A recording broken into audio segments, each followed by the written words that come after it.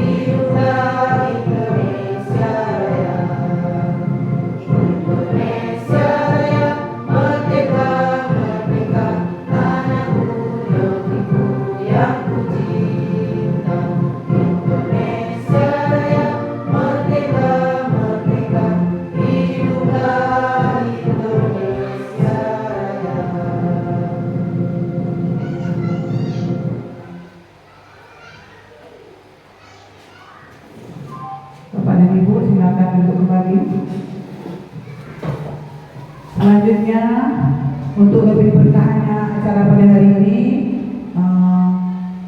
marilah sama-sama kita berdoa kepada Tuhan Yang Maha Esa, Allah Subhanahu Wa Taala. Semoga acara ini bisa berjalan dengan lancar. Dalam hal ini doa dipimpin oleh Bapak Irani.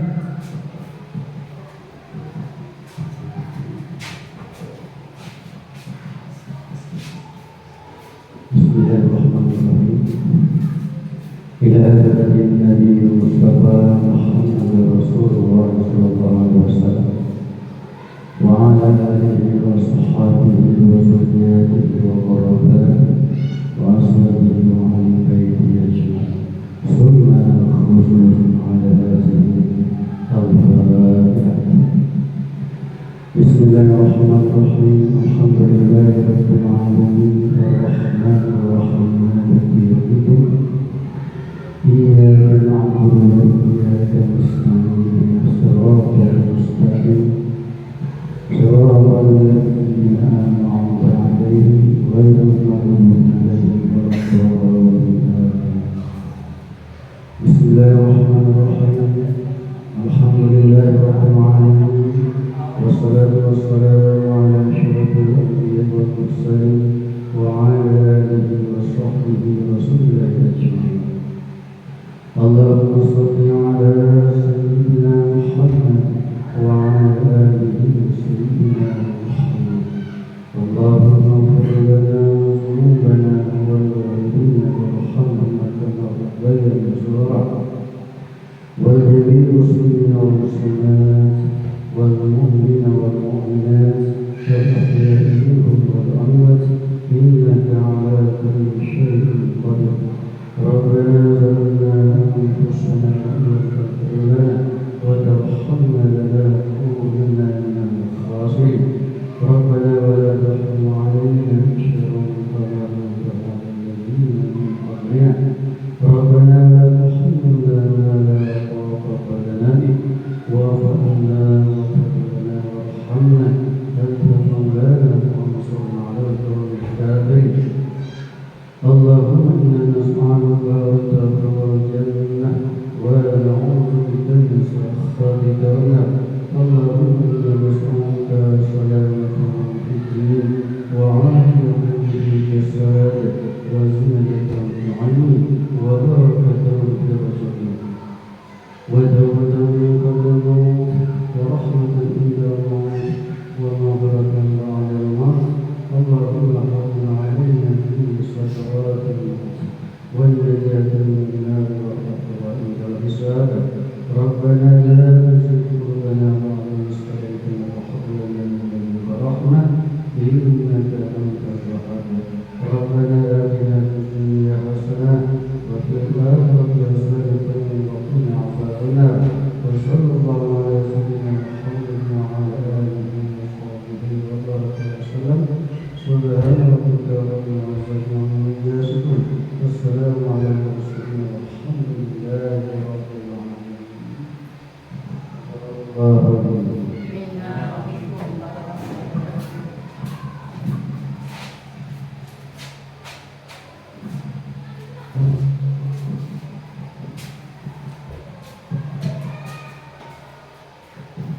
Terima kasih kepada Bapak Ibu Tuhan yang telah memimpin doa. Semoga doa yang kita panjatkan bersama-sama dijabah Allah Subhanahu Wa Taala. Amin. Selanjutnya kata sambutan dari Bapak Sekolah SD Menengah 1 Selayar atau yang mewakili dalam hal ini akan disampaikan oleh Ibu Fatmawati. Pada Ibu disilakan. Bismillahirrahmanirrahim. Assalamualaikum warahmatullahi wabarakatuh. Alhamdulillahirabbil alamin. Iyadihi rahmanat min kullihi walau karihal kafirun walau karihal musyrikun.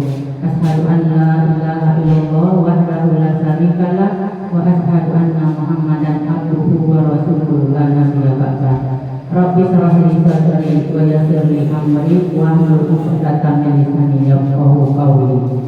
Puji dan syukur kehadirat Allah Subhanahu wa taala karena pada pagi hari yang cerah ini kita masih bisa diberi nikmat kesempatan sehingga kita dapat hadir dalam acara diseminasi modul 1.4 budaya positif SD Negeri 001 Selayar.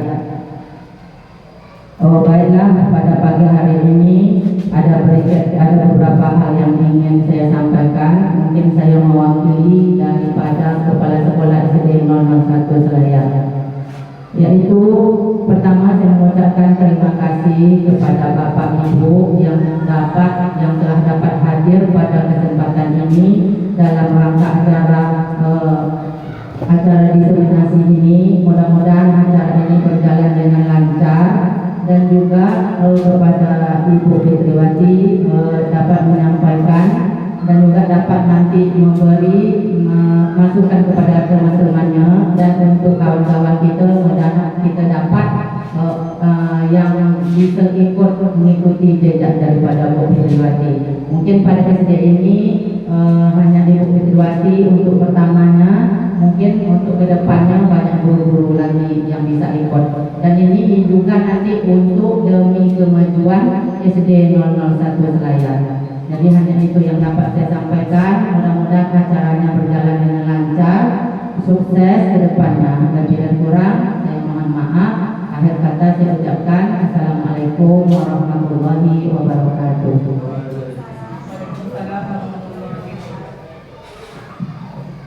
Terima kasih kepada Ibu Fatmawati yang telah menyampaikan sepatah dua patah kata.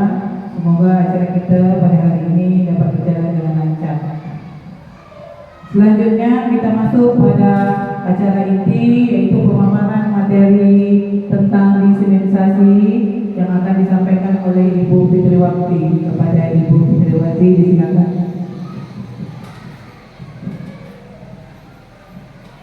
Bismillahirrahmanirrahim. Terima kasih kepada Ibu Fitriwati telah memberi saya kesempatan untuk memaparkan materi kita pada hari ini, yaitu tentang budaya positif.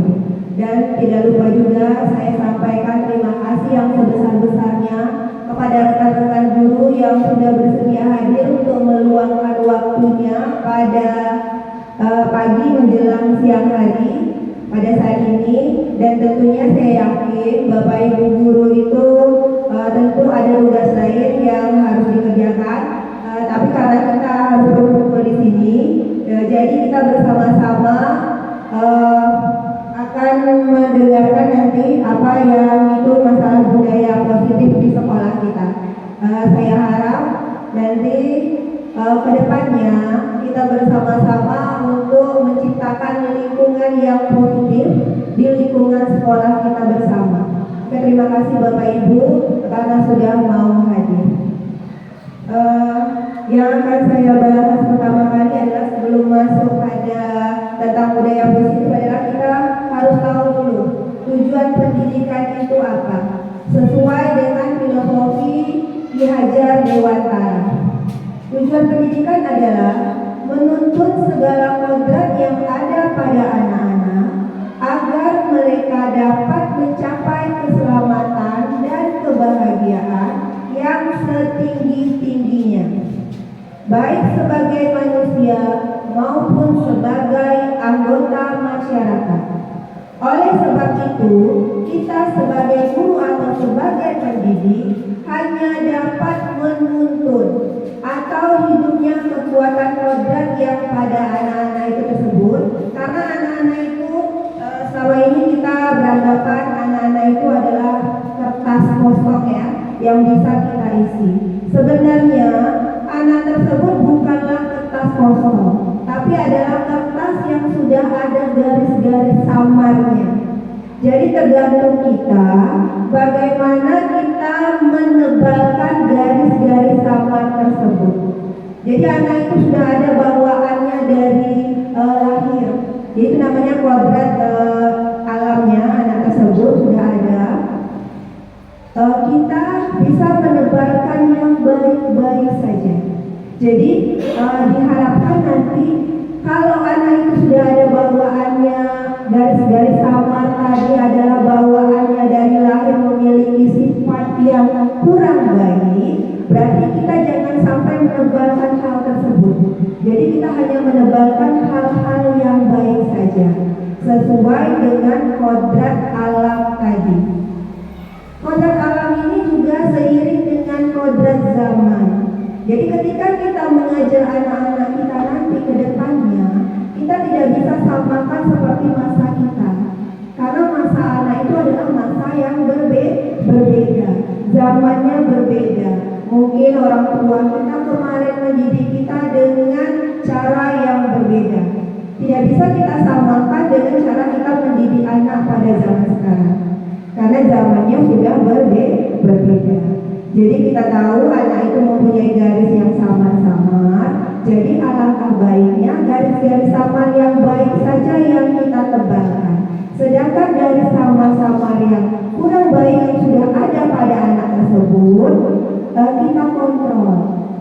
Kita beri pengarahan kepada anak tersebut. Jadi sesuai dengan tujuan pendidikan oleh Ki Hajar Dewantara tadi.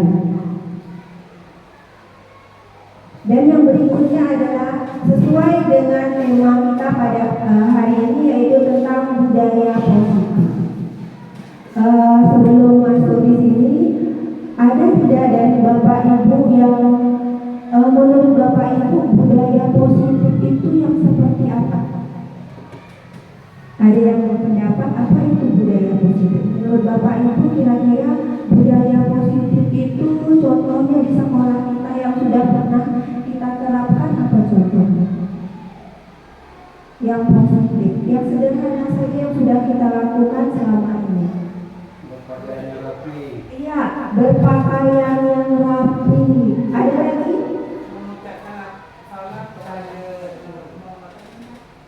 Mengucapkan salam kepada salam kepada guru dan kepada orang yang baru datang sekolah. Mengucapkan salam kepada Bapak Ibu guru ketika bertemu dan ketika bertemu kepada orang yang baru dikenal mungkin ya, atau ada tamu yang datang ke sekolah. Ada lagi Bapak Ibu budaya positif yang menurut Bapak Ibu yang sudah kita terapkan di sekolah kita ini? Senyum, betul sekali Pak Elmi, senyum. Jadi senyum itu sangat bermanfaat walaupun mungkin kelihatannya mudah dilakukan ya. Dengan kita senyum, orang juga akan tersenyum. Tapi kalau muka kita sudah tidak enak memandang orang, pasti orang juga tidak akan enak memandang kita. Oke, terima kasih Bapak Ibu, itu adalah pendapat yang semuanya benar sekali. Jadi budaya positif ini adalah merupakan perwujudan dari nilai-nilai atau keyakinan universal yang diterapkan di sekolah. Sebenarnya bukan hanya di sekolah saja ya, di lingkungan masyarakat juga. Budaya positif diyakini mampu menciptakan kolaborasi. Kalau bahasa kerennya sekarang kolaborasi. Sebenarnya bahasa kolaborasi itu sudah ada sejak zaman kita kemarin itu, contohnya adalah gotong royong. Gotong royong itu adalah kolaborasi.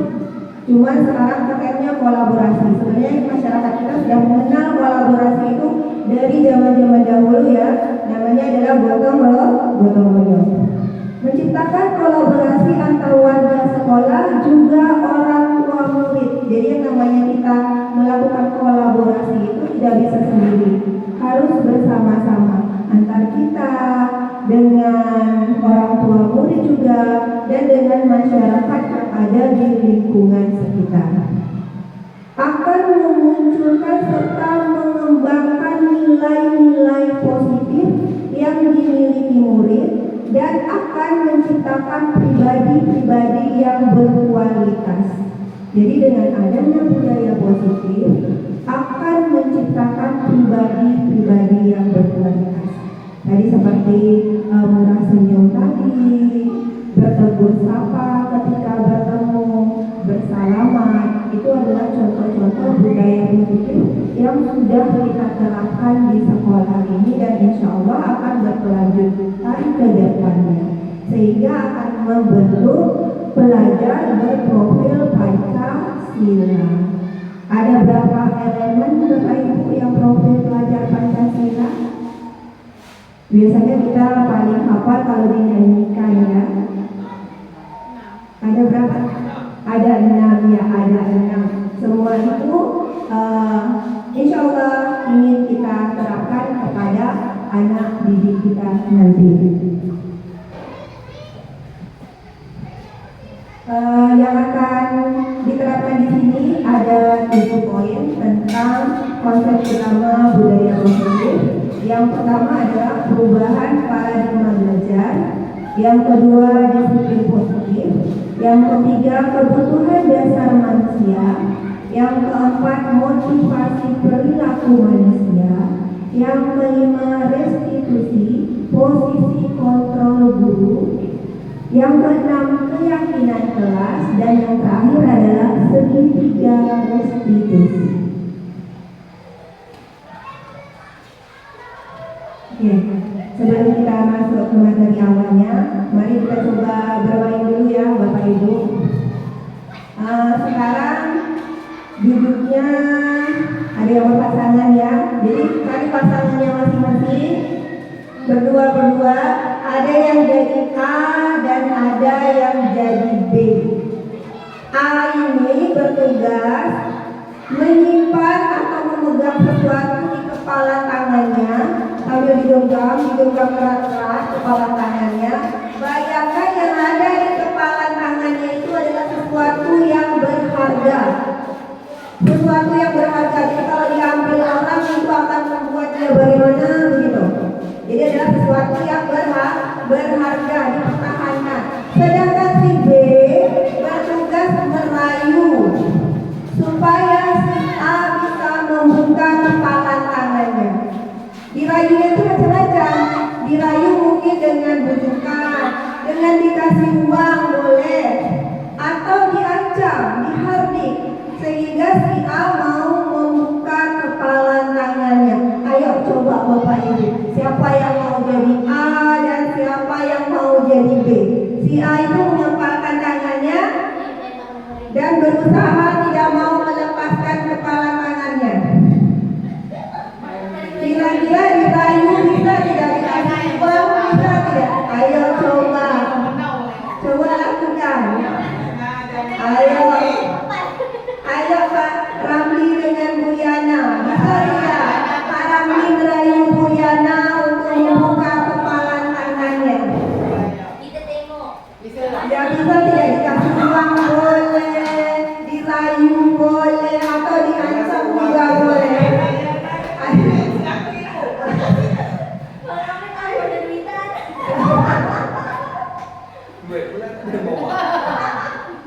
Jadi menurut Bapak Ibu bisa tidak seseorang itu memaksa kita untuk membuka kepala tangan yang itu adalah hal berharga bagi kita? Bisa. Oke. Ada yang bilang bisa, ada yang bilang kalau begini bisa tidak kira-kira? Hal yang berharga ini dalam genggaman, orang merayu, mengancam, ngasih uang, tak bisa. Oke. Kalau menurut Bu Yana? Bisa. Oke, mudah terayu. Oke. Pak Ramli? Tergantung. Kira-kira rayuannya seperti apa ya? Oke, lanjut Bu Niwa. Tak bisa. Oke, karena dia mempertahankan sesuatu yang sangat berharga. Kalau Bu Nurul? Tak bisa. Oke, kalau Bu Pat?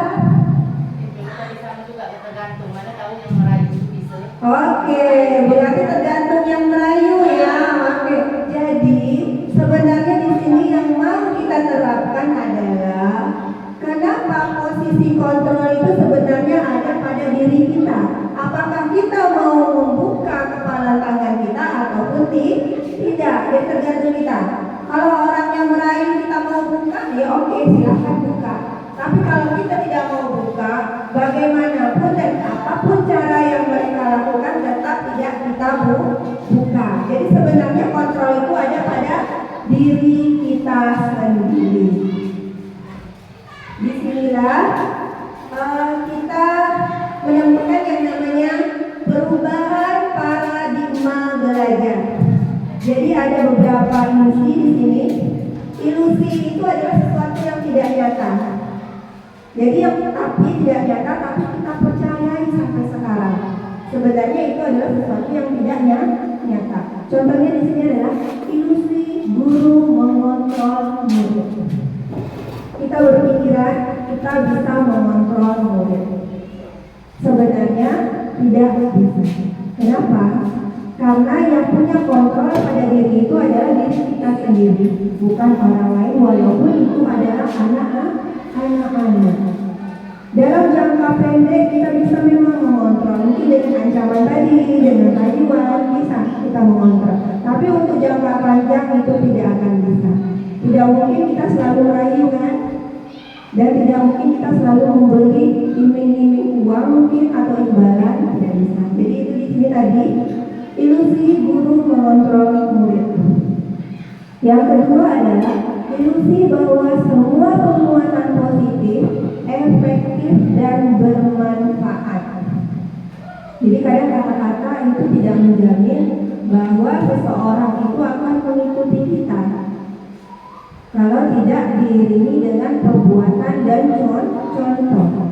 Lalu yang ketiga adalah ilusi bahwa kritik dan membuat orang merasa bersalah dapat menguatkan karakter. Karena di sini secara tidak langsung kita kadang sebagai pendidik itu ada kalanya kita berkata lembut memang, tapi kita secara tidak langsung tadi itu sudah membuat anak merasa bersalah dengan kata-kata kita yang lembut. Misalnya anak melakukan sesuatu tindakan yang tidak pantas, misalnya terlambat saja, terlambat datang ke sekolah. Biasanya kita akan bilang, kita bicaranya lembut seperti teman, mungkin kesannya seperti teman, kita sudah berbicara yang menurut kita itu adalah hal yang terbaik, padahal itu adalah membuat anak merasa bersalah. Efeknya akan ke depannya anak akan merasa bersalah, dia akan merasa saya lagi, walaupun dengan ucapan kita yang lembut, misalnya, kenapa kamu datang terlambat, kamu lagi. Padahal kita bicaranya pelan ya, tidak menghati, tapi itu sudah membuat anak merasa bersalah karena kita menyebutnya kamu lagi, walaupun dengan suara yang pelan. Tapi itu akan membuat anak tadi akan terganggu. Yang berikutnya adalah ilusi bahwa orang dewasa memiliki hak untuk memaksa. Jadi kita berpikiran kalau yang namanya orang dewasa itu memiliki hak untuk memaksa. Jadi mentang-mentang kita sudah dewasa dan anak didik kita itu adalah berada kecil di bawah kita memaksa mereka. Akhirnya mereka mungkin menurut dalam jangka pendek, tapi dalam jangka menengah dan panjang, akhirnya mereka akan melakukan pemberontakan. Jadi itu tadi adalah perubahan paradigma belajar dengan teori ilusi tadi, ilusi kontrol. Jadi seolah-olah kita sudah melakukan hal yang benar, padahal itu adalah merupakan hal yang belum tepat. Nah, lagi di sini adalah tentang disiplin positif. Sepengetahuan Bapak Ibu, kalau mengenal kata disiplin atau melihat membaca disiplin, apa yang terbayangkan? Ada yang bisa berkomentar atau memberi pendapat kalau ketemu kata disiplin? Tepat waktu, ya, tepat waktu. Ada lagi? Kalau ketemu kata disiplin, apa yang terbayangkan? Mengikuti peraturan, ya, tepat waktu, mengikuti peraturan, betul. Itu adalah disiplin. Biasanya Bapak Ibu kan banyak yang berkendara dari rumah ke sekolah.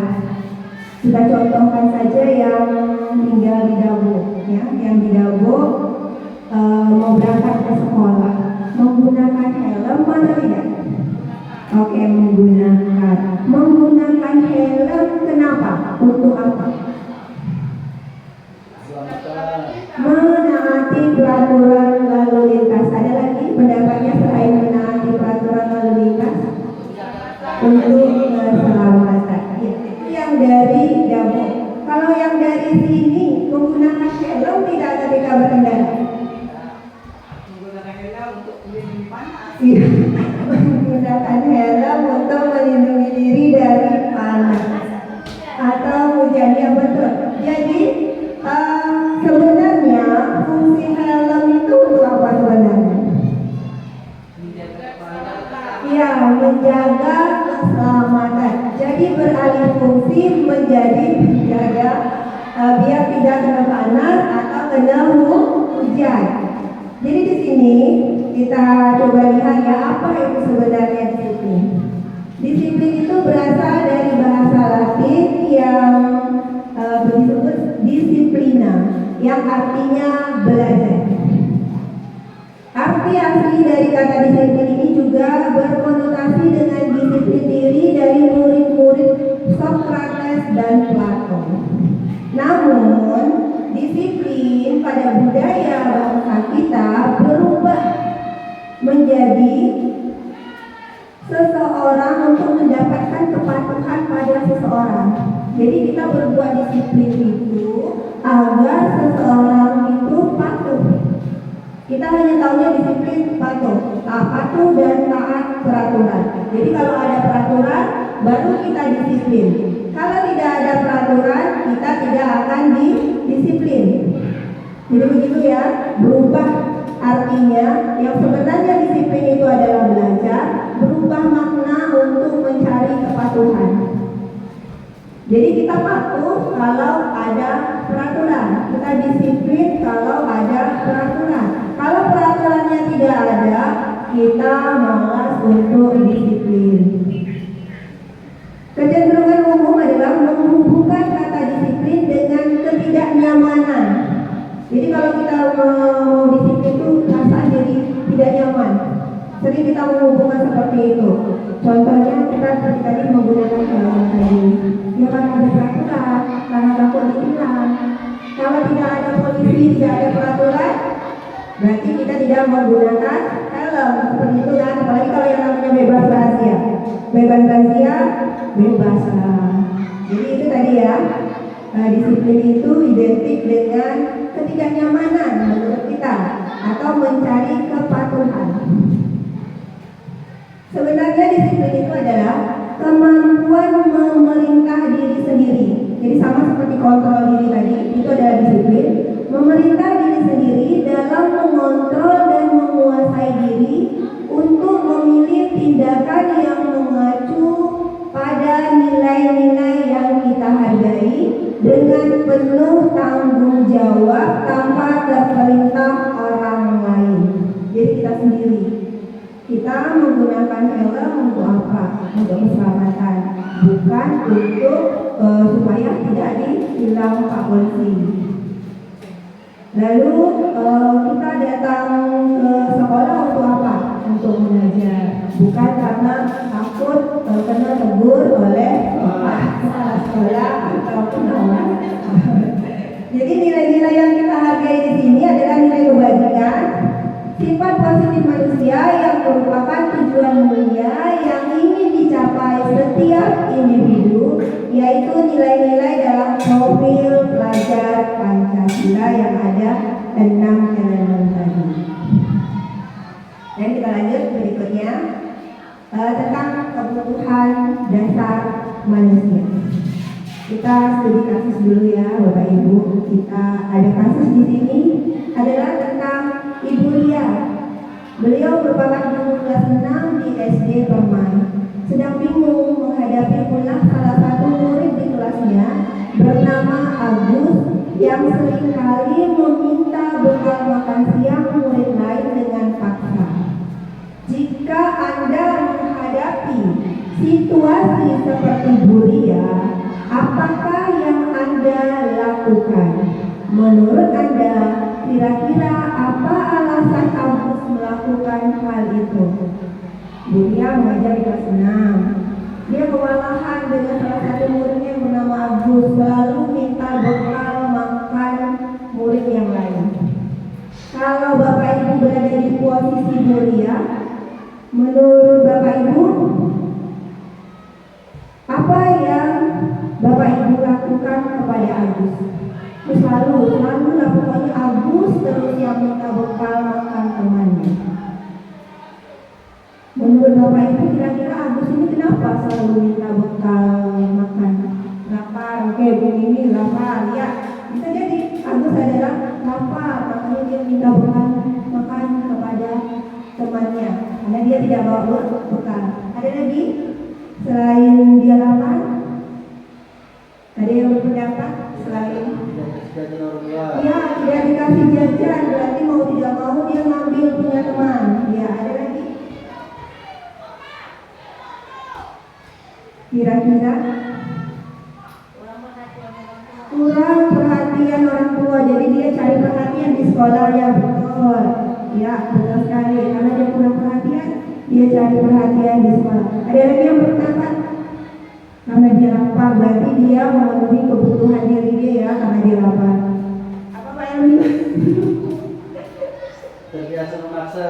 Terbiasa memaksa, berarti dia punya kekuatan, dia merasa dia hebat ya. Jadi dia punya kekuatan. Iya, berarti itu dibawa dampaknya dari rumah sehingga terbawa ke sekolah. Ya betul sekali, jawaban dari Bapak Ibu tersebut betul sekali. Di sini kita kembali lagi,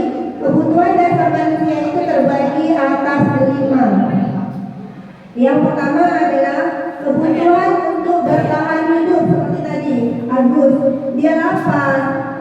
Karena dia lapar, dia minta bekal makan temannya tapi dengan cara yang kurang tepat. Lalu yang kedua, cinta dan kasih sayang. Seperti tadi Bapak Ibu ada yang bilang kurang kasih sayang di rumah, makanya cari perhatian di sekolah. Yang ketiga adalah kebebasan, dia ingin bebas. Yang keempat adalah kesenangan, iseng. Iseng saja, kebiasaan saja, iseng. Yang kelima adalah kekuasaan, dia ingin lihat bahwa dia adalah anak yang hebat. Jadi dia dengan meminta, memaksa bekal temannya itu dia merasa hebat. Jadi di sini, nah ini dia. Jadi Agus itu lapar dan orang tuanya tidak membawakannya bekal makan siang. Jadi makanya Agus ini kebutuhan yang ingin dipenuhinya adalah bertahan hidup karena dia lapar. Berarti kebutuhan yang pertama yang ingin dia capai. Bisa jadi ya, bisa jadi ya. Yang kedua adalah dia kurang perhatian.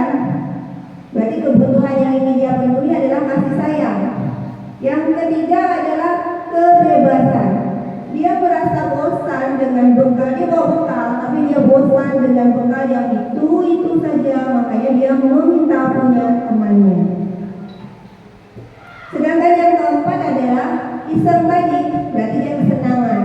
Karena iseng tadi, iseng ngaku kawan, berarti itu adalah kebutuhan tentang kesenangan. Sedangkan yang terakhir adalah dia merasa hebat karena temannya menjadi takut dan menuruti keinginannya. Jadi itu adalah penguasaan atau power. Jadi itu banyak sekali kita jumpai pada anak-anak didik kita. Jadi kita sebagai pendidik, kalau misalnya terjadi masalah pasti ada ya, masalah pasti ada setiap kita yang namanya mendidik anak-anak kita, pasti selalu ada timbul masalah-masalah kecil, sedang ataupun mungkin ada yang menimbulkan masalah yang cukup besar kepada anak kita.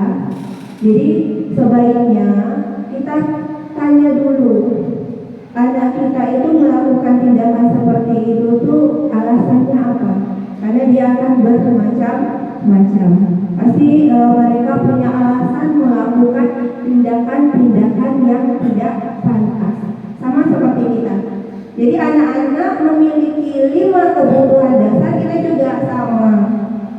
Jadi sama ya, manusia itu sama, kita, anak didik kita juga memiliki 5 kebutuhan dasar yang kita sebut tadi adalah survival, cinta dan kasih sayang, kebebasan, kesenangan dan kekuasaan. Sama seperti kita. Kita juga kadang-kadang suka cari-cari perhatian, apalagi hobi usil, ya kan? Sama kadang dengan rekan-rekan sesama guru juga kadang ada usil-usilnya. Lalu ada yang merasa lebih, berarti power. Ada yang merasa lebih. Lalu mungkin ada untuk yang kebutuhan bertahan hidup.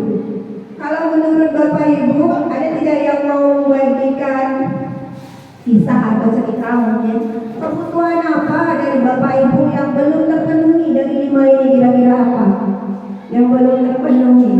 Ada yang masih sedikit terpenuhi. Apakah kebutuhan untuk bertahan hidup, cinta dan kasih sayang, kebebasan, kesenangan atau kekuasaan? Ada yang mau berbagi?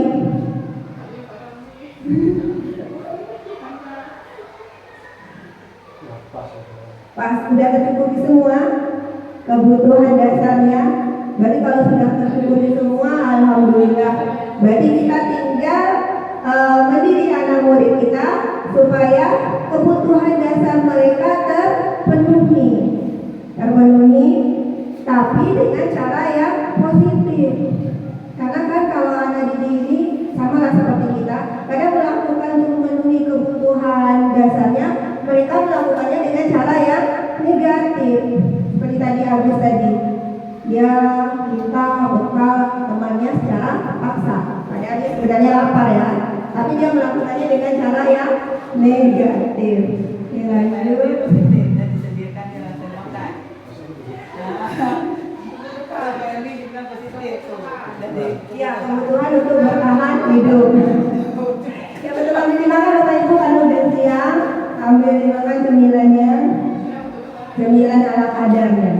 Lanjut, kita berikutnya adalah, oke sebelum lanjut kita ice breaking dulu dah.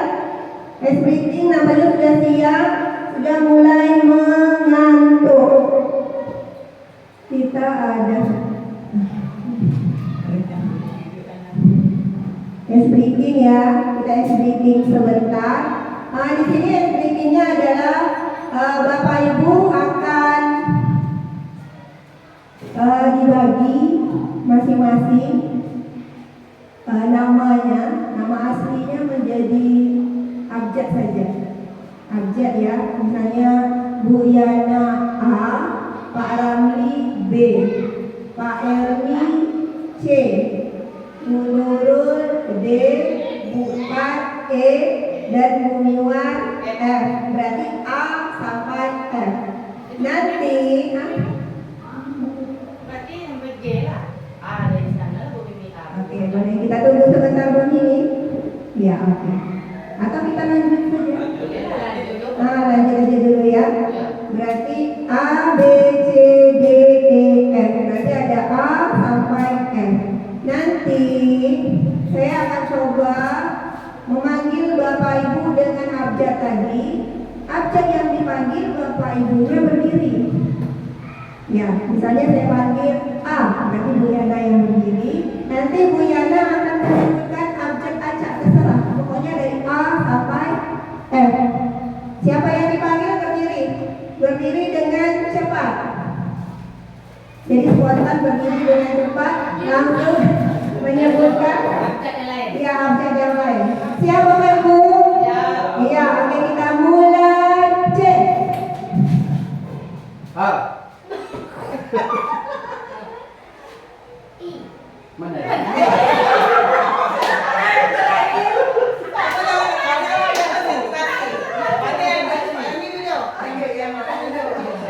Kita ulang ya Bapak Ibu. Oke, udah siap. Udah mulai mengantuk. Berarti hurufnya adalah dari A sampai F. Oke. Kita ulang. F. B. C. A.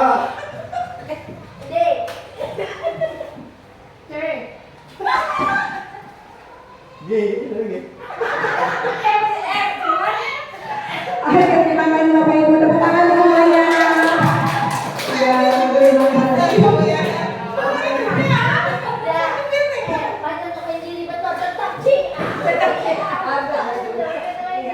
Oke, tadi itu adalah speaking yang tidak mengantuk karena waktunya pun sudah mulai siang.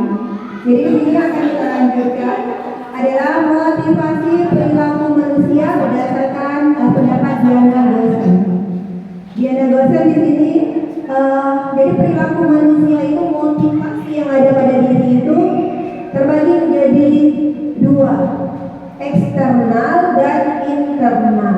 Kalau eksternal itu adalah dari luar, sedangkan internal adalah dari diri kita sendiri. Contoh yang eksternal adalah untuk menghindari ketidaknyamanan atau hukuman. Tadi kita kembali lagi seperti kita menggunakan helm itu, biar tidak dihukum saja. Makanya itu adalah motivasi dari luar, berarti bukan dari diri kita sendiri. Dari luar, makanya kita mengikuti peraturan, bukan dari diri kita sendiri. Biasanya kalau kejadiannya pada anak murid kita adalah murid bertanya, apa yang akan terjadi apabila saya tidak melakukannya? Itu kan biasanya sering terjadi ya di kelas. Bu, kalau kami tidak buat PR, apa hukumannya? Nah, itu dia. Biasanya begitu kan? Biasanya begitu. Apa Bu yang akan terjadi Bu? Atau kami dapat hukuman apa Bu kalau kami tidak mengerjakan PR? Nah, berarti anak kita tersebut termotivasi dari luar, masih dari luar. Jadi dia mengerjakan PR karena takut hukum. Yang contoh lainnya adalah untuk mendapatkan imbalan atau penghargaan dari orang lain. Nah, Nah ini dia. Karena kita asal ini beri imbalan contohnya mungkin kalau anak tersebut melakukan hal yang baik, kita beri hal yang mudah saja, biasanya apa imbalan berupa? Contohnya berarti itu sama juga motivasinya masih dari luar. Bu, kalau kami dapat jawaban, Bu, kalau kami dapat jawab soal, Ibu kasih apa nanti, Bu? Hadiahnya apa, Bu? Nah, itu berarti anak kita masih termotivasi eksternal dari luar. Dan yang terbaiknya adalah dari internal tadi, untuk menjadi orang yang mereka inginkan dan menghargai diri sendiri dengan nilai-nilai yang mereka percaya. Berarti dari dasar diri mereka sendiri. Memang tidak mudah untuk mendidik atau membiasakan anak kita supaya punya motivasi dari dalam diri. Tapi mulai sekaranglah kita membiasakannya, walaupun mungkin tidak mudah. Tidak mudah. Yang ini contoh pertanyaannya adalah murid bertanya, akan menjadi orang seperti apa jika saya melakukannya? Jadi dia berbuat baik itu, dia berpikiran dia mau jadi orang seperti apa. Dan kalau dia melakukan hal yang tidak baik, berarti dia akan menjadi orang yang seperti apa. Jadi punya apa namanya tuh? Ya betul, kesadaran dari dirinya sendiri. Dan itu memang tidak mudah, tidak mudah. Harus yang namanya kita biasakan, pembiasaan. Jadi motivasi itu sendiri adalah dorongan yang timbul pada diri seseorang secara sadar atau tidak sadar untuk melakukan suatu tindakan untuk tujuan tertentu. Jadi dia melakukan tindakan itu untuk tujuan tertentu. Dia mau jadi apa? Dan kita harapkan anak didik kita nanti itu akan termotivasi secara internal, bukan eksternal lagi.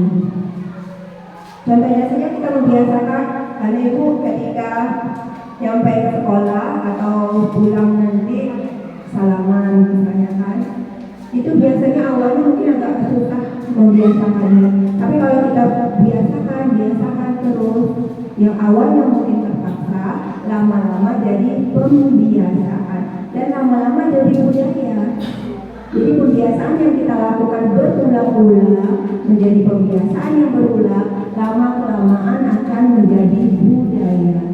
Dan itu yang akan kita harapkan akan terjadi kepada anak didik kita. Jadi tadi itu ada dua, motivasi eksternal dan internal. Konsep disiplin dengan pendekatan restitusi. Oke, ada ibu pernah dengar kata restitusi atau baru hari ini dengar kata restitusi? Ada yang sudah pernah dengar? Baru ya? Saya baru ya. Betul Bapak Ibu. Saya pun setelah mempelajari modul 1.4 ini baru tahu restitusi itu. Selama ini tidak tahu apa itu restitusi. Mungkin sebenarnya kita sudah menjalankan restitusi, cuma tidak tahu apakah itu restitusi atau bukan. Jadi restitusi ini sebuah cara menanamkan disiplin pada murid. Nah, restitusi di sini menurut dosen pada bukunya tahun 2004, proses menciptakan kondisi bagi murid untuk memperbaiki kesalahan mereka sehingga mereka bisa kembali kepada kelompok mereka dengan karakter yang lebih kuat. Jadi ketika murid kita melakukan tindakan yang kurang baik atau kurang tepat, kita sebagai pendidik tidak boleh memisahkan dia dari kelompoknya. Tapi kita harus memperbaiki kesalahan mereka sehingga mereka bisa kembali kepada kelompok mereka itu dengan karakter yang lebih kuat. Berarti karakter yang lebih kuat di sini adalah karakter yang lebih baik. Jadi kita tidak mengintimidasi peserta didik kita, murid kita, kalau dia melakukan hal yang kurang tepat. Ciri-ciri restitusi di sini adalah menguatkan dan fokus pada solusi. Jadi kalau ada masalah, kita menguatkan peserta didik kita dan mencarikan solusinya, menemukan solusinya. Lalu fokus pada karakter dan bukan pada tindakan. Karakternya yang kita fokuskan. Lalu yang ketiga adalah bukan menembus kesalahan tetapi belajar dari kesalahan. Terkadang kita kalau memberi konsekuensi atau hukuman, pasti ya kadang kita sering melakukan itu. Saya pun masih seperti itu. Kesalahan, ketika anak didik kita melakukan kesalahan, kita kadang langsung memberi hukuman secara spontan tanpa memikirkan perasaan dari peserta didik kita tersebut. Contohnya misalnya ada yang datang terlambat. Ada yang datang terlambat masuk ke kelas. Masuk itu biasanya kalau kelasnya agak ramai, pasti ada yang bertolak kan biasanya. Terlambat. Kalau menurut Bapak Ibu, kalau ada anak-anak yang terlambat dan teman-temannya menyorakkan itu tindakan yang baik atau tidak? Tidak ya. Jadi seharusnya bagaimana? Ada anak yang terlambat. Pasti pernah nih di kelas kita ada anak yang terlambat, bisa jadi karena hujan atau terlambat bangun. Biasanya apa yang Bapak Ibu lakukan? Langsung disuruh duduk atau ditanya dulu? Oke, ditanya dulu alasannya kenapa terlambat. Setelah itu pengumuman disuruh duduk. Terima kasih. Ya betul. Ya betul. Karena kepada peserta didik kita, kita tidak boleh memberi hukuman. Jadi kita tanya dulu bagaimana atau apa penyebabnya dia datang terlambat. Jadi cari dulu penyebabnya apa. Tidak boleh langsung hukum. Kalau mungkin zaman kemarin kalau kita sekolah terlambat, apa biasanya? Iya betul, berdiri kaki satu, angan di telinga. Ada lagi tadi yang pernah disuruh lari keliling lapangan. Iya betul, lari keliling lapangan. Jadi itu yang betul, ada yang substitusi betul.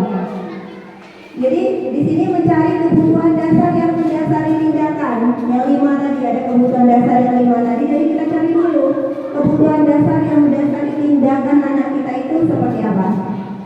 Jadi kita beri tawaran, bukan paksaan, ditawarkan solusinya seperti apa.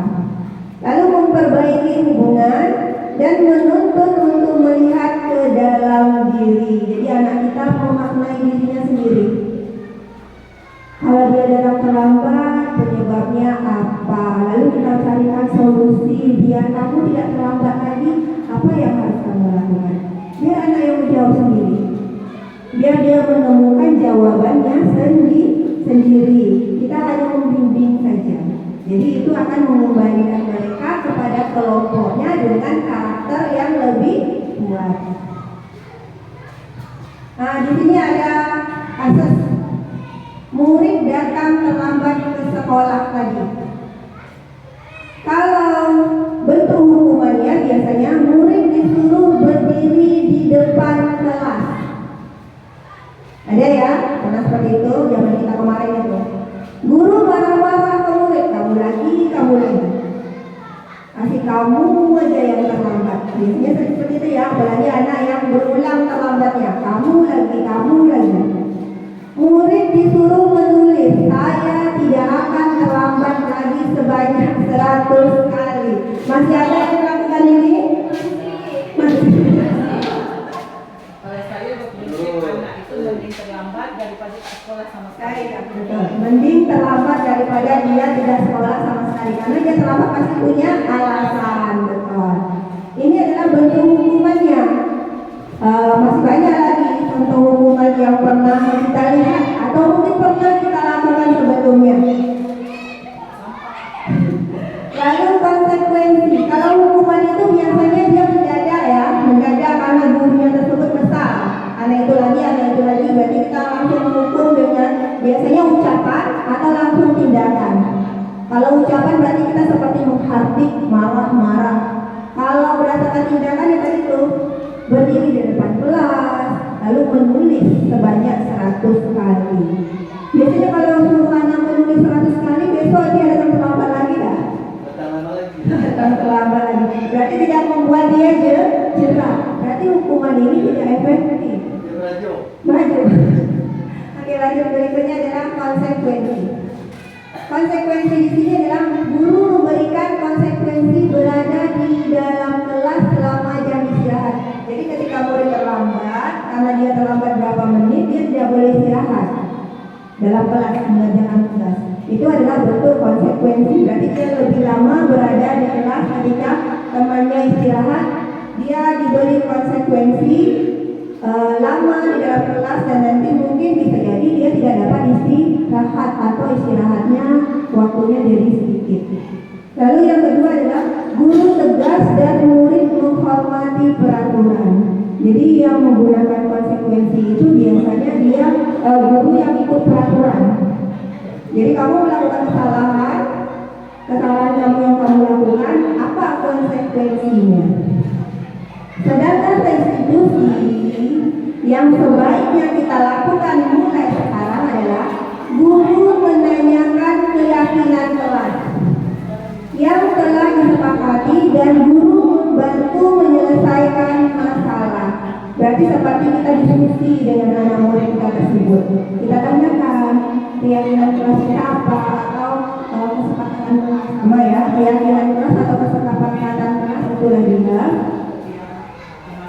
Lalu membantu mencari solusi menyelesaikan masalah mereka. Misalnya mereka datang terlambat itu penyebabnya apa, dan apa yang harus mereka lakukan supaya mereka tidak datang terlambat lagi. Dengan restitusi, murid terbuka dan menghormati dirinya dan orang lain. Jadi ketika kita berperilaku menghormati murid kita, jadi bukan berarti kita menghormati di sini hanya kepada orang yang dewasa saja, tapi kepada anak murid kita juga harus seperti itu. Jadi murid jadi terbuka kepada kita. Jadi dia lebih jujur, tidak menutup-nutupi apa penyebab dia melakukan tindakan tadi yang seperti kasus tadi adalah datang terlambat ke sekolah. Jadi dia akan lebih menghormati dirinya. Oh, kalau datang terlambat ini saya merugikan teman-teman, saya juga merugikan diri saya sendiri, dan saya juga merugikan orang tua saya. Jadi ada motivasi dari dalam diri peserta didik kita tersebut. Nah, di sini yang kedua adalah posisi kontrol guru. Ada 5 di sini. Sebagai seorang penghukum, membuat orang merasa bersalah, teman, pemantau, dan manajer. Bapak Ibu sudah pernah berada di posisi kontrol mana saja dari 5 posisi? Kalau saya berbagi sedikit, saya sudah pernah jadi penghukum, pernah. Membuat orang merasa bersalah juga pernah. Teman bisa jadi pernah. Lalu pemantau. Kalau manajer ini adalah baru belajar, karena baru tahu ada posisi ini. Posisi manajer mungkin kita sudah pernah melakukannya, tapi mungkin tidak konsisten, karena memang tidak mudah. Kalau Bapak Ibu ada yang mau berbagi pengalamannya, kira-kira sudah pernah menjadi posisi kontrol yang mana saja? Penghukum, pembuat orang merasa bersalah, teman, pemantau, atau manajer? Ada yang mau berbagi? Kalau penghukum itu, seorang penghukum bisa menggunakan hukuman fisik maupun verbal. Fisik itu berarti dengan langsung, misalnya dihukum lagi gitu kan. Kalau verbal berarti dengan ucapan. berarti menghardi dengan sorotan mata tajam, melotot. Nah, biasanya kita sebut itu melotot. Ada yang mau berbagi? Atau pernah diperlakukan oleh guru zamannya kemarin dihukum misalnya? Ada yang mau berbagi? Sampai sekarang masih membekas. Misalnya perlakuan gurunya di masa yang lalu sampai sekarang masih membekas pada bapak ibu guru. Ada tidak yang mau berbagi? Misalnya pernah sampai sekarang masih ingat tuh. Biasanya berarti masih membekas. Ada yang mau berbagi? Saya Layani. Iya. Di nomor 4 dulu. Di nomor 4. Di nomor Nomor 4. Monitor. pemantau. Ada yang mantan kapten dulu. Iya. Kalau bilang. Oh iya, pengalaman dari Pak Elmi oleh gurunya yang kemarin adalah beliau sebagai pemantau ya, memonitor berarti mengawasi. Biasanya posisi ini. Pada posisi ini, guru itu mengikuti peraturan. Kesannya kaku ya. Jadi ketika ada murid yang melakukan perbuatan yang tidak baik, dia langsung, kamu melakukan kesalahan apa? Kamu tahu tidak peraturan sekolah kita? Nah, berarti seperti itu. Dia langsung, berarti dia mau monitor, memantau. Tapi bagusnya dulu kurang terbiasa dipantau ini rugi. Iya betul. Jadi sebenarnya Bapak Ibu, posisi teman dengan pemantau itu ada positifnya, tapi positifnya dalam jangka pendek. Kalau untuk jangka panjang akan bernilai negatif karena akan membekas. Contohnya kalau kita diperlakukan kemarin oleh guru kita, sampai sekarang pasti masih ada yang membekas. Atau yang pernah berdiri, yang kan masih ingat kita sampai sekarang kan, disuruh berdiri masih ingat, dipukul mungkin masih ingat, atau dimaki-maki masih ingat. Nah, itu membekas. Iya, jepit perut, betul, masih teringat ya Bapak Ibu. Nah, jadi dengan kita saja yang sudah seumuran begini, kejadian kita di masa lalu masih ingat sampai sekarang. Kita harapkan kita jangan sampai berbuat hal yang sama kepada anak didik kita. Jadi mulai sekarang kita bersama-sama mungkin tidak bisa langsung menjadi manajer, tapi kita coba dulu menjadi teman atau pemantau. Pelan-pelan kita berusaha menjadi manajer. Manajer di sini adalah menanyakan keyakinan kelas yang ada pada anak tersebut. Misalnya dia berada di kelas berapa. Keyakinan kelas itu kan berbeda-beda setiap kelas ya. Disepakati oleh warga kelas itu, anak dan guru, dibuat bersama-sama yang bernilai positif. Jadi tanya, menurut kamu yang kamu lakukan itu sudah tepat atau tidak? Dia pasti langsung jawab tuh, tidak tepat Bu. Menurut kamu apa solusi terbaiknya? Dia akan menemukan sendiri. Tapi memang tidak mudah. Ada kalanya kadang kita menemukan anak yang tahu, kadang tahu, tahu Bu. Nah, ada itu banyak sekali. Jadi ini adalah 5 posisi kontrol guru: penghukum, pembuat orang merasa bersalah, teman, pemantau, dan manajer. Kita harap kita sama-sama nanti ke depannya akan berusaha menjadi manajer. Nah, di sini ada kasus murid tidak memakai atribut lengkap saat upacara. Nah, biasanya apa yang kita lakukan kalau murid tidak memakai atribut lengkap saat upacara? Langsung didirikan di barisan mulai. Iya betul, langsung diberdirikan di barisan yang lain. Oke, kita lihat di sini. Berarti itu menurut Bapak Ibu kita sudah menjadi apa? Pengumpul. Iya betul, secara tidak langsung kesannya mendisiplinkan. Bagaimana kalau ibu guru salah Itu dia. Jadi di sini posisinya juga jadi pengumpul.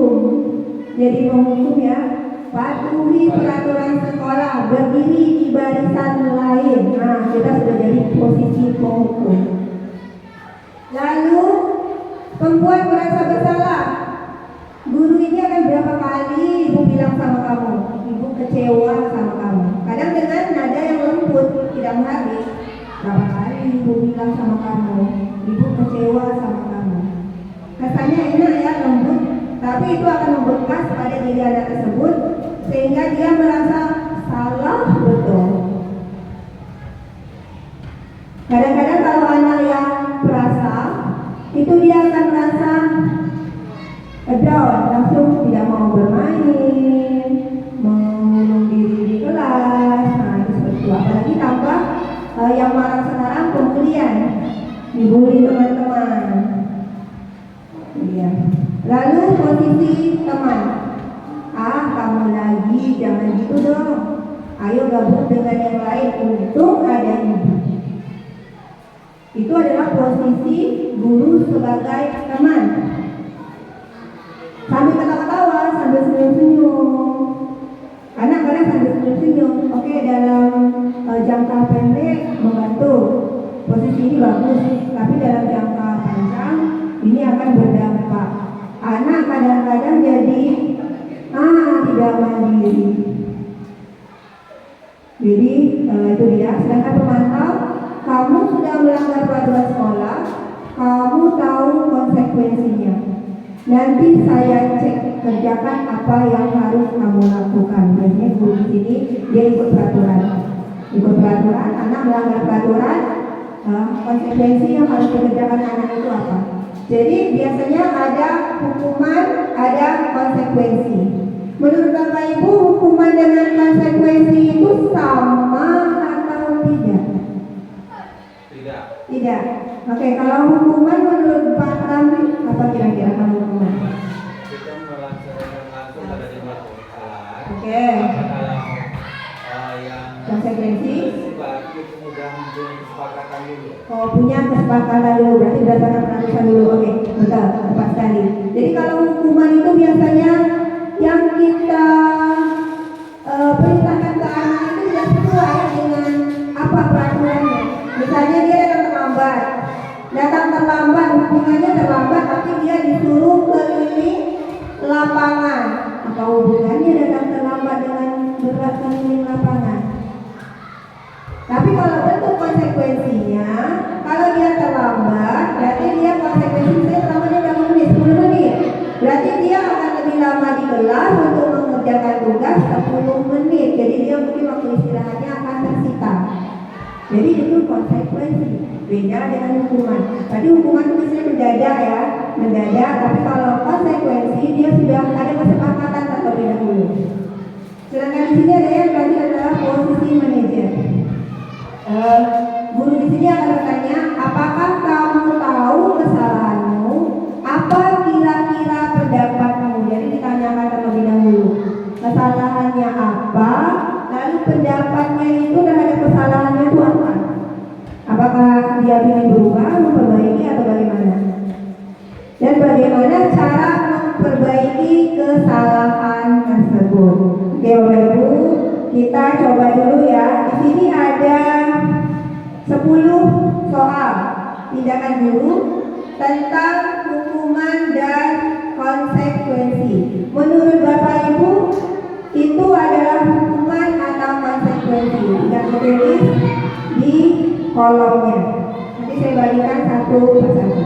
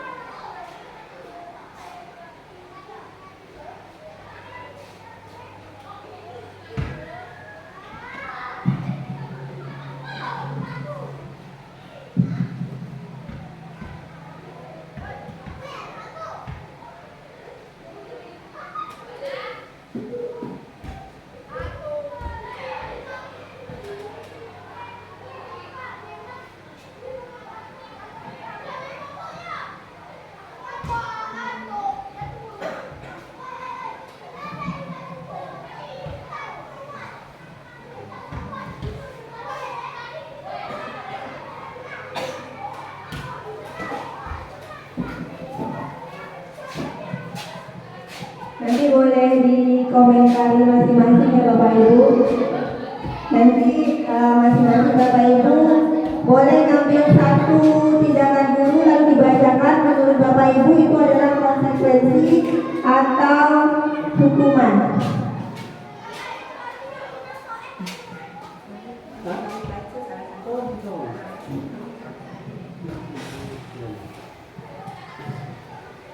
Jadi nanti masing-masing Bapak Ibu bacakan satu saja.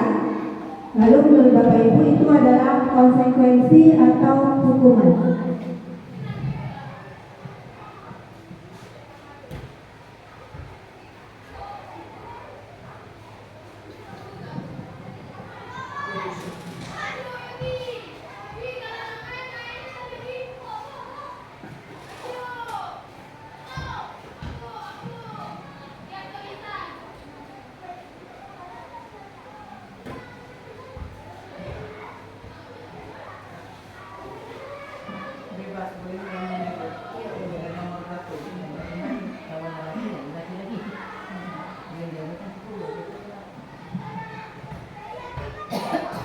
Ada yang mau coba pertama kali? Pakai dulu. Baik, saya akan mencoba menjawab pertanyaan terakhir gitu. Ini orang pertama saya terakhir. Terlambat hadir di pembelajaran daring 15 menit dan diminta untuk hingga 15 menit sesudah kelas selesai untuk membahas ketertinggalan pembelajaran. Menurut saya adalah konsekuensi karena tidak ada unsur hukuman di situ dan memang sewajibnya atau seharusnya anak itu menambah pembelajarannya karena selama 15 menit keterlambatannya berarti dia tidak dapat materi sebelumnya. Ya, benar. Terima kasih Bu Miwan. Oke, tadi yang mau menyampaikan pendapat. Saya menjawab yang nomor 5, menggantikan kertas tugas teman yang telah dicoret-coret. Itu termasuk kepada, kalau menurut saya itu konsekuensi.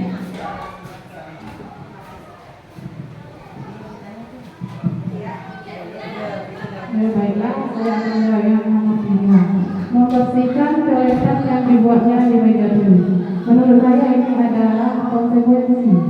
Karena dia harus membersihkan yang telah dicoretnya. Konsekuensi di sini adalah pertanggungjawabannya ya, pertanggungjawaban tentang apa tindakan yang telah dilakukan. Ada lagi? Saya mencoba menjawab nomor 2. Lari mengelilingi lapangan basket 2 kali karena terlambat masuk di sekolah. Menurut saya itu hukuman. Itu adalah merupakan hukuman karena tidak sesuai ya, tidak sesuai. Apa hubungannya dia datang terlambat dengan disuruh mengelilingi lapangan? Jadi tidak ada konsekuensinya. Ada lagi? Oke, Pak El. Saya menjawab soal nomor 1. Mencatat 100 kali dalam buku kalimat. Saya tidak akan telepon lagi karena terlambat ke sekolah. Itu adalah hukuman. Terima kasih Pak Elmi. Mungkin itu adalah merupakan pengalaman pribadi. Itu adalah merupakan hukuman. Ya betul, tidak ada hubungannya. Apakah dengan kita memberi anak tugas mencatat 100 kali saya tidak terlambat akan tidak terlambat lagi? Nah, saya rasa tidak ya. Itu merupakan hukuman. Ada lagi? Bu Mini?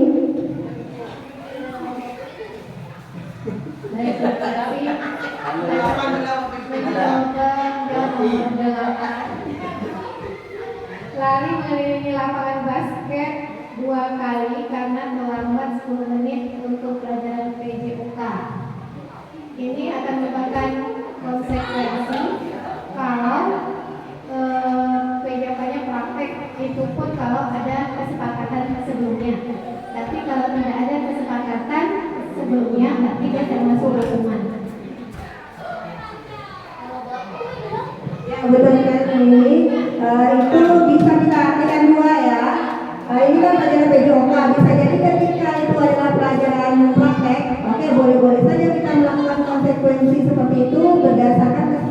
awalnya. Sedangkan kalau dia mungkin teori berada di dalam kelas, nah itu adalah merupakan jenis hukuman. Ya, terima kasih. Oke, punya ada? Boleh? Belum. Nomor 9 ya, membersihkan WC sekolah karena mematahkan pensil kawan itu menurutnya hukuman karena itu bukan pokoknya di luar kesepakatan. Pokoknya lagi. Terima kasih Bapak Ibu, betul sekali. Jadi membersihkan WC padahal dia hanya mematahkan pensil kawan ya. Hubungannya apa dengan membersihkan WC? Jadi itu adalah merupakan jenis hukuman. Jadi kalau konsekuensi itu biasanya adalah ada kesepakatan terlebih dahulu. Sedangkan kalau hukuman itu adalah dadakan dan muncul tiba-tiba, mungkin karena emosi dari gurunya tersebut. Di sini kita lanjut adalah tentang keyakinan kelas. Nah sekarang saya mau bertanya, Bapak Ibu di kelasnya sudah ada keyakinan kelas atau kesepakatan kelas atau belum? Sudah. Belum ya, belum diperintah, tapi sudah ada untuk anak kita. Ya jadi biasanya kalau kita membuat keyakinan kelas atau kesepakatan kelas itu buatnya sama-sama dengan anak atau kita lewat surat. Ya kita buatnya sama dengan anak, kesepakatan kita dengan anak-anak. Dan ada prosesnya di sini. Membuat keyakinan kelas itu adalah sesuatu yang diyakini bersama yang berasal dari penyatuan pikiran untuk menjadi nilai-nilai kebaikan untuk diturunkan di kelas. Jadi di kelas dulu kita melakukan keyakinan kelas itu adalah budaya positif yang kecil dulu di dalam kelas kita, lalu akan meluas ke lingkungan sekolah. Dan budaya positif yang ada di lingkungan sekolah itu jangan hanya sampai di sekolah saja, dibawa langsung ke rumah.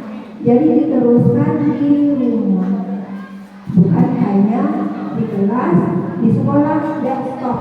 Kalau mereka kembali ke rumah ya kembali lagi seperti kebiasaan lama dia. Jadi kita harapkan nanti budaya positif ini dari kelas ke lingkungan sekolah dan dibawa pulang, dibiasakan di rumah. Proses pembuatan keyakinan kelas di sini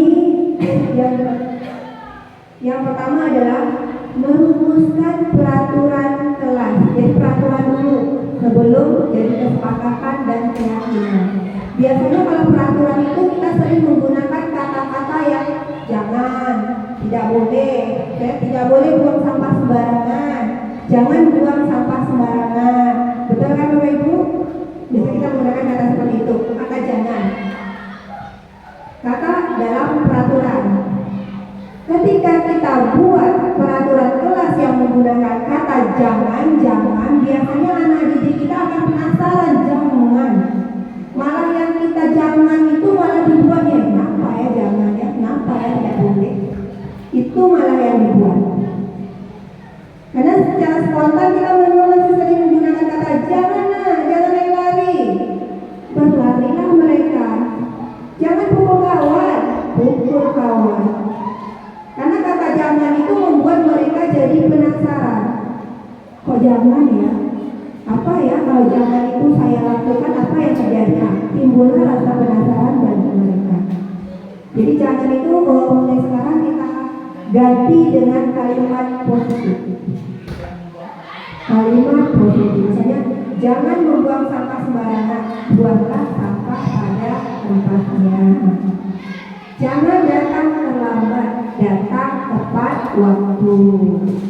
Jadi kita ganti seperti itu. Jadi jangan kita hilangkan karena jangan itu akan berdampak negatif.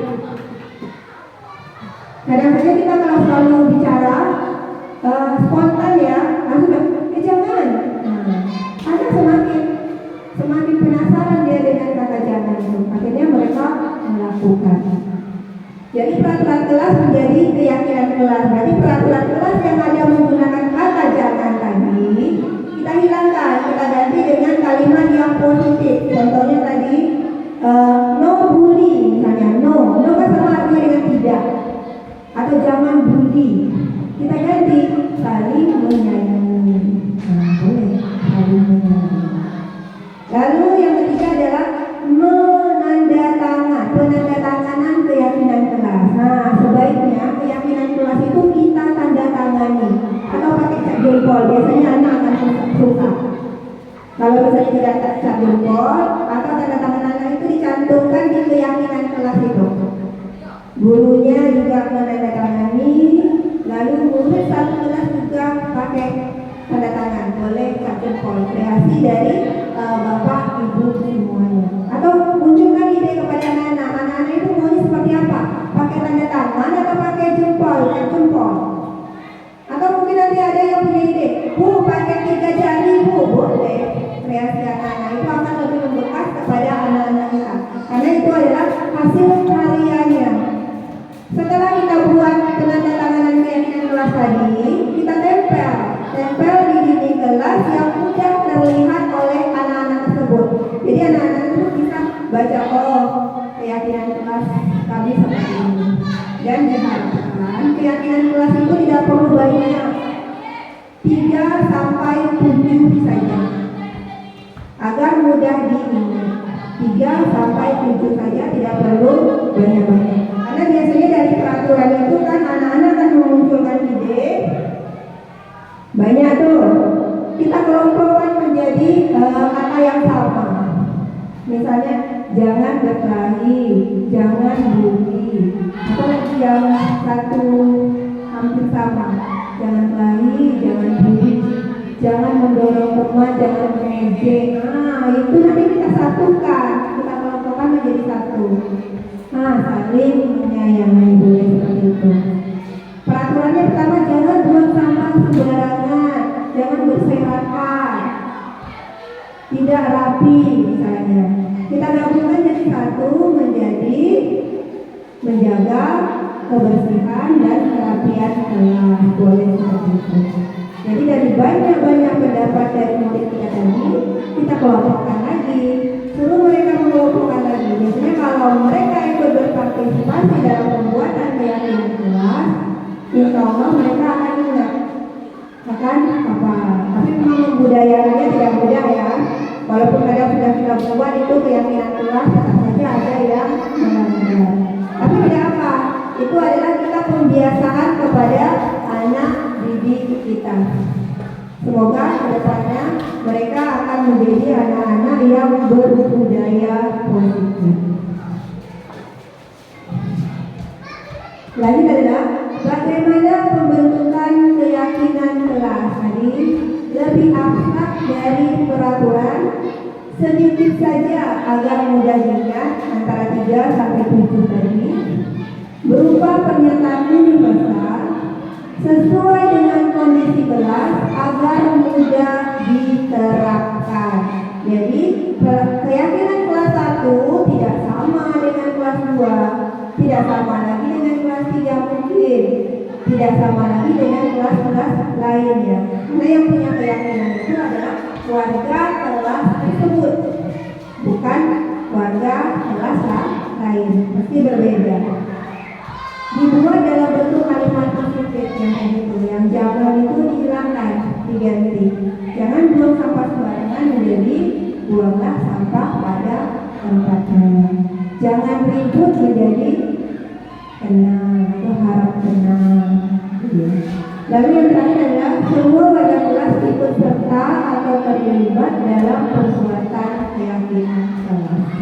Jadi kita hanya tahu saja, anak-anak yang menentukan, kita membimbing mereka. Ibu buatlah menurut kamu mau kasih yang seperti apa? Pasti mereka akan muncul ide-ide. Mau begitu, walaupun pasti ada yang ditentukan ya, yang aneh-aneh. Mas terima saja. Tinggal kita memberi pemahaman kepada anak tersebut. Oh, yang ini belum boleh dilakukan karena tidak sesuai dengan budaya positif. Jadi yang diambil adalah yang positif saja. Yang terakhir adalah segitiga restitusi.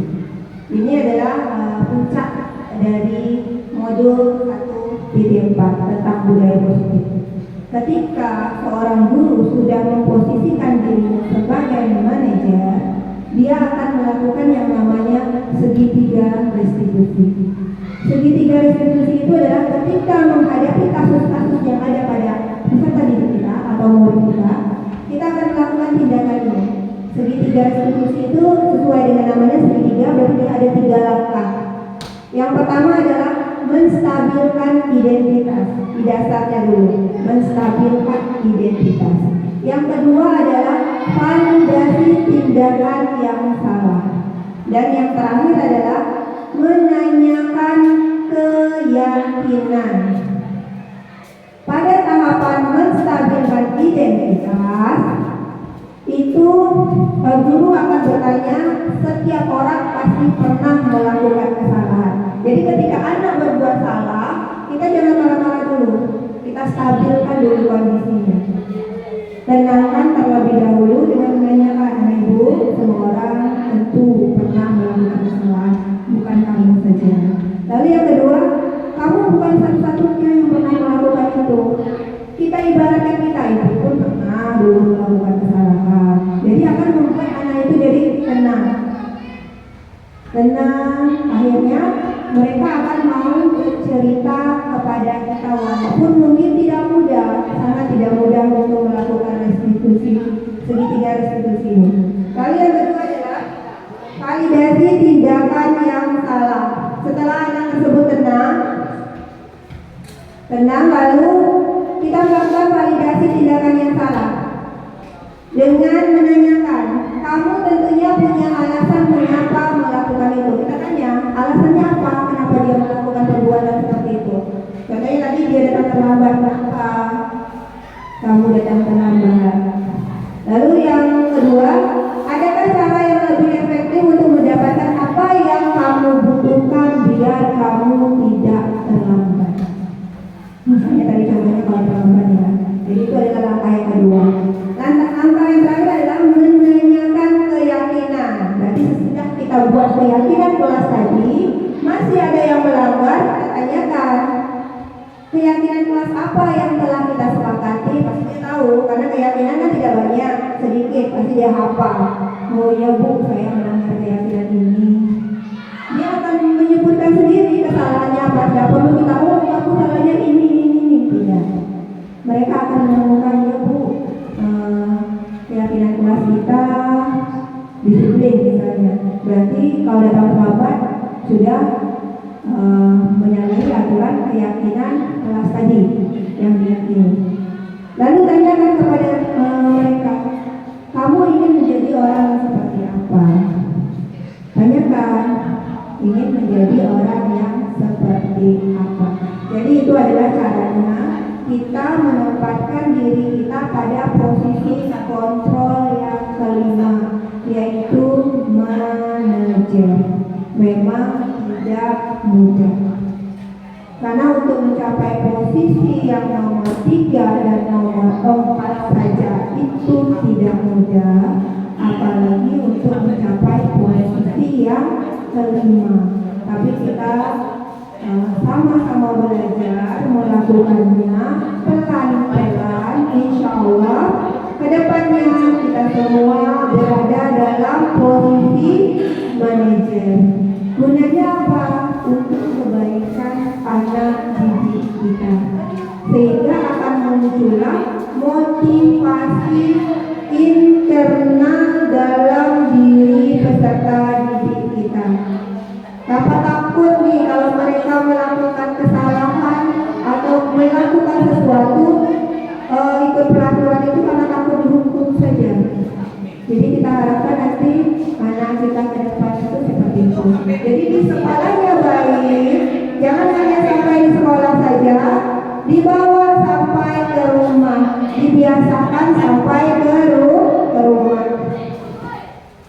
Jadi itu yang akan kita harapkan bersama-sama. Ya, Bu.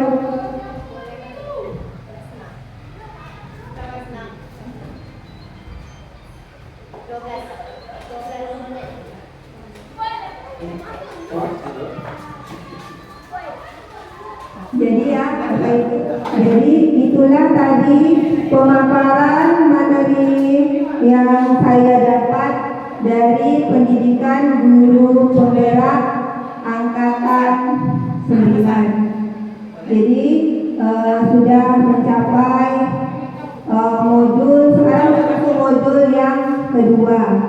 Ini adalah aksi nyata yang harus dilakukan yang merupakan pemenuhan tugas di modul 1.4. Oke Bapak Ibu, ada yang mau ditanyakan, sharing, berbagi, masukan untuk kedepannya sekolah kita ingin jadinya seperti apa?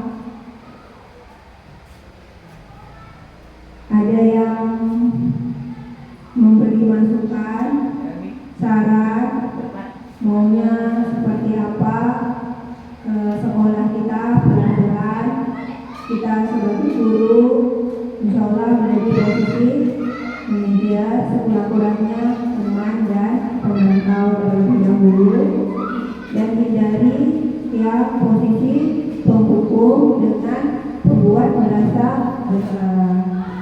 Apalagi kalau kita guru perempuan yang kadang bicaranya lembut, tapi tanpa kita sadari menyakiti hati anak didik kita, berkesan sampai kemana-mana. Kita pernah merasakan di posisi itu kan, kita sebagai murid dan guru kita melakukan tindakan seperti itu sampai sekarang kita masih ingat. Nah, jadi kita harapkan kita jangan berada di posisi yang seperti itu, posisi penghukum dan posisi pembuat merasa bersalah. Walaupun posisi teman dan pemantau ini dalam jangka panjang ada tidak baiknya, tapi tidak apa, kita pelan-pelan untuk merubah diri menjadi posisi yang lebih baik lagi, yaitu posisi yang terakhir yang posisi manajer, sehingga kita bisa melakukan yang namanya segitiga restitusi ketika ada kasus di sekolah atau organisasi. Oke Bapak Ibu, ada saran atau pendapat? Oke, terima kasih. Kalau menurut Yana kan, kalau itu sesuai dengan yang aku materi yang Kak Ibrik kasih itu udah bagus ya.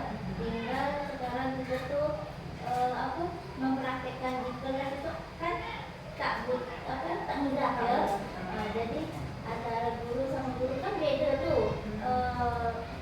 Karakter kan beda-beda. Jadi untuk supaya kita menciptakan sesuatu yang macam itu kan itu satu tujuan ya, supaya anak tuh bisa terlatih dan kita kan kayaknya guru-guru kita nih perlu kayak macam kita sosialisasi tentang macam mana guru di kelas itu menangani kasus gitu, tapi kita perlu itulah kayak apa sharing bersama gitu kan.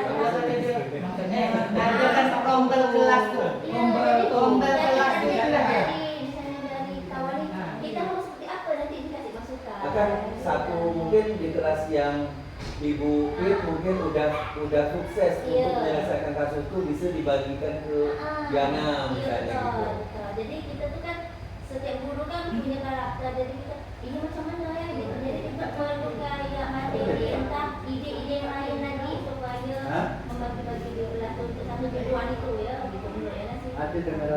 Terima kasih Bu Yana masukannya. Jadi kita maunya sekolah kita ini guru-gurunya punya satu tujuan sehingga setiap kelas itu nanti terciptalah budaya positif ya, sehingga pelaksanaan segitiga restitusi ini bisa berjalan dengan baik dengan cara mungkin ada sosialisasi atau segala macam. Terima kasih Bu Yana. Kita mungkin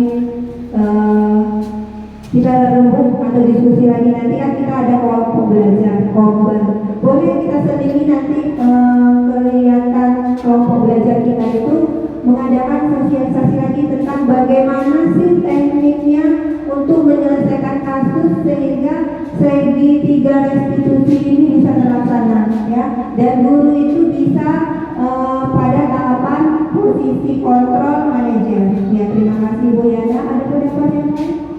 Nanti kita beri masukan itu kita sampaikan kepada Bapak Kepala Sekolah ya, jadi mungkin kita akan adakan kegiatan Ya, ada cukup. Oke, terima kasih Bapak Ibu waktunya sudah meluangkan waktu untuk kegiatan ini. Kita sama-sama belajar. Mohon maaf kalau ada kata-kata penyampaian saya selama penyampaian materi ini ada yang kurang berkenan atau terkesan terkesan apa ya? Atau terkesan seperti menggurui, saya mohon maaf kepada Bapak Ibu, tidak bermaksud seperti itu karena kita sama-sama belajar, saya pun juga belajar. Saya tutup dengan sebuah pantun. Biru laut seperti kolam, ikan paus pandai menyelam. Dari lubuk hati yang paling dalam, saya tutup desiminasi ini dengan salam. Wassalamualaikum warahmatullahi wabarakatuh.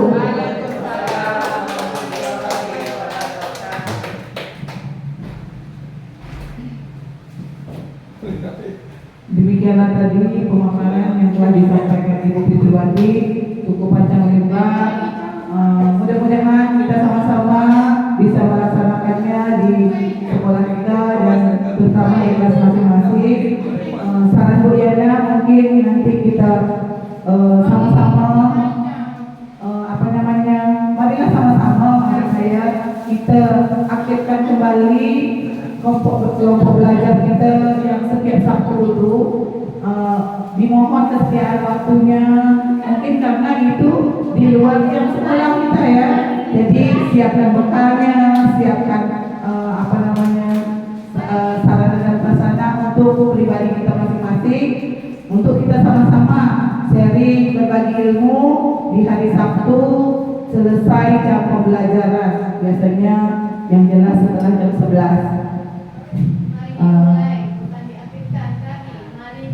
Sudah diakhirkan ya Bu Mimi, mari kita mulai dan mudah-mudahan acara kita nantinya terus berkelanjutan, tidak hanya setak di situ-situ saja. Terima kasih juga kepada Ibu-ibu dan kawan-kawan semua masih bertahan sampai jam terakhir pada hari ini.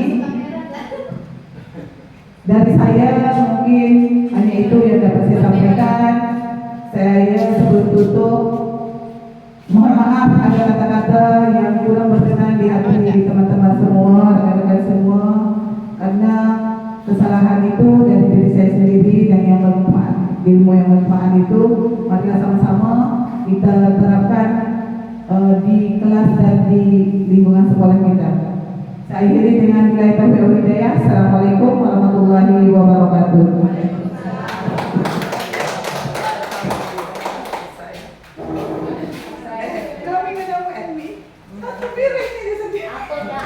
Ada apa-apa lapar. Aduh.